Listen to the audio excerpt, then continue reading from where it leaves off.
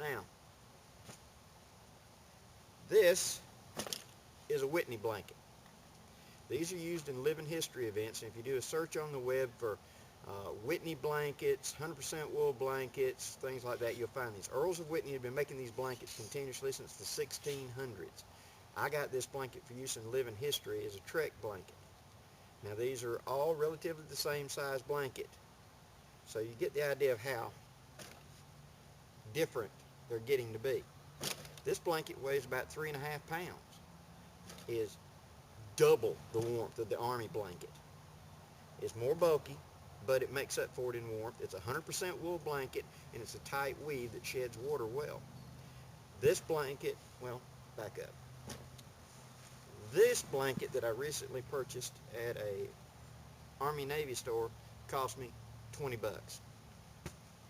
These blankets are going to run you anywhere from 75 to 120 when you find them. You can find them on eBay at a good discount.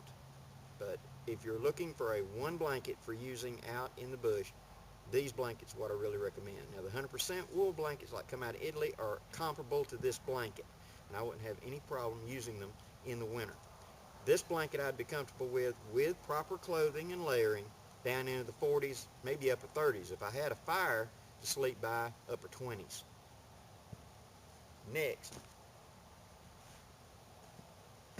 this is a handmade blanket that I got from a loomer that comes to living history events. Very tight weave. The weave in the nap to feel it is almost like the U.S. Army blanket in thickness. This blanket is almost waterproof, and this is the one that I used whenever I was doing trekking and living history events where I was not going to be using a shelter and you were just going to wrap up in your blanket in the weather. I've been in severe downpours with this blanket. It will shed water. It will eventually get wet. When I say eventually, I mean if you're laying in a driving rainstorm, it will take it an hour or so for it to finally soak through to you, and then it will be just a gentle soaking. It won't be like water's pouring through it. Now in the morning when you get up, you're going to be wet. You'll still be warm. This blanket retains 80% of its heat, but you're going to have to dry off. You're going to have to take your clothes off and dry them, and you're going to have to dry this blanket. It will also be double the weight. This blanket will weigh 10 pounds when it's wet. So yeah, you can use them as a shelter, but you pay a price. You're going to have to also take a lot of time to dry your blanket so that you can continue on your trail. On my next segment, or the segment after, I'll cover how to wash these blankets, how to dry them, etc. Finally, there's another Whitney blanket. Now this is the thickest one that they make. They call it the buffalo robe. I know, but ugly. Today they make these in different colors. When I bought this blanket, this was the only color it came out with. It's double the thickness of their standard blanket. It weighs 7 pounds. It's 100% wool, very soft nap, won't itch you. And this blanket, I have used this blanket and clothing down to mid-20s before in a living history trek.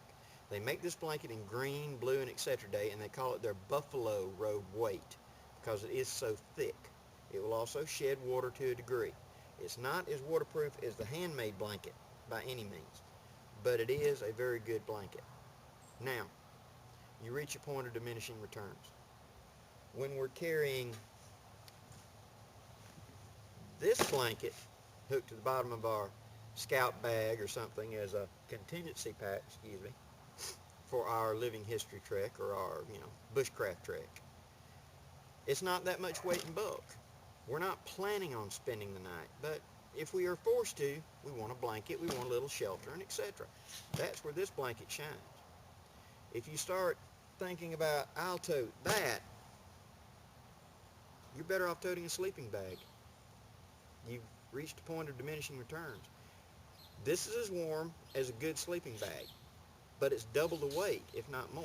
And you can get modern sleeping bags that will take you down to a lower temperature than this. If you get a modern sleeping bag with a waterproof bivy cover, you're going to pay.